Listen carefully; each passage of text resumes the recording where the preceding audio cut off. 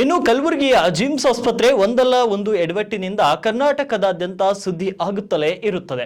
ಇದೀಗ ಮತ್ತೆ ಆಸ್ಪತ್ರೆಯಲ್ಲಿ ಎಡವಟ್ಟು ಸಂಭವಿಸಿದೆ. ಆಸ್ಪತ್ರೆಯ 3ನೇ ಮಹಡಿಯಲ್ಲಿ ಇಂದು ಬೆಳಗ್ಗೆ 9 ಗಂಟೆಗೆ ಏಕಾಏಕಿ ಲಿಫ್ಟ್ ಕೈಕೊಟ್ಟಿದೆ. ಇದರ ಪರಿಣಾಮ ಲಿಫ್ಟ್ ಒಳಗಡೆ ಇದ್ದಂತ 9 ಜನ ಸಿಬ್ಬಂದಿ ಉಸಿರಾಡಲು ಪರದಾಡುವಂತಾಯಿತು. ಹೊರಗಡೆ ಬರಲಾರದೆ ಕಂಗಾಲಾಗಿದ್ರು. ತಕ್ಷಣವೇ ಲಿಫ್ಟ್ ನಲ್ಲಿದ್ದಂತ ಓರ್ವ ಸಿಬ್ಬಂದಿ ತಾಂತ್ರಿಕ ಸಿಬ್ಬಂದಿಗೆ ಕರೆ ಮಾಡಿದ್ದಾರೆ. ತಕ್ಷಣವೇ ಲಿಫ್ಟ್ ನಲ್ಲಿ ಸಿಲುಕಿದಂತ 9 ಮಂದಿಯ ರಕ್ಷಣೆಗಾಗಿ ಸಿಬ್ಬಂದಿ ಮುಂದಾಗಿದ್ದಾರೆ. ಆದರೆ ತಡೆಗೋಡೆ ಇರುವ ಕಡೆ ಲಿಫ್ಟ್ ಸಿಲುಕಿದ ಪರಿಣಾಮ ಒಳಗಿನವರನ್ನ ರಕ್ಷಣೆ ಮಾಡಲು ಸಿಬ್ಬಂದಿ ಹರಸಾಹಸ ಪಟ್ಟಿದ್ದಾರೆ. ಕೊನೆಗೂ ಲಿಫ್ಟ್ ದುರಸ್ತಿ ಆಗದ ಕಾರಣ ಡ್ರಿಲ್ಲಿಂಗ್ ಮಷೀನ್ ಅನ್ನ ಬಳಸಿ ಇದ್ದ ತಡೆಗೋಡೆಯನ್ನ ಒಡೆದು ಲಿಫ್ಟ್ ಒಳಗಿದ್ದವರನ್ನ ರಕ್ಷಿಸಲಾಯಿತು. ಕೆಟ್ಟು ಹೋಗಿರುವಂತಹ ಲಿಫ್ಟ್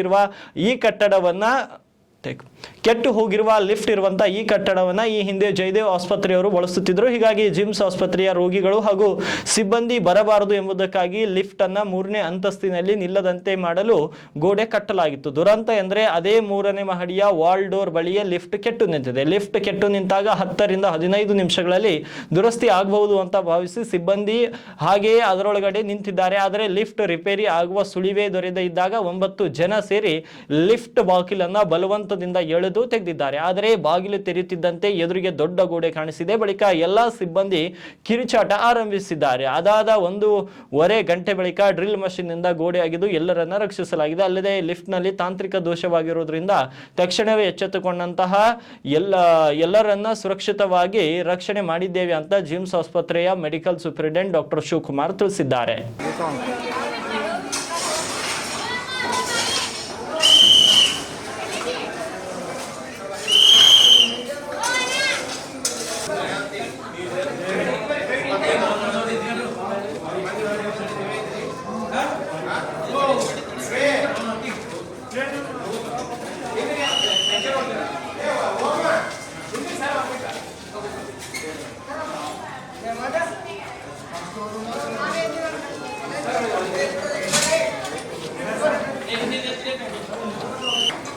Hoy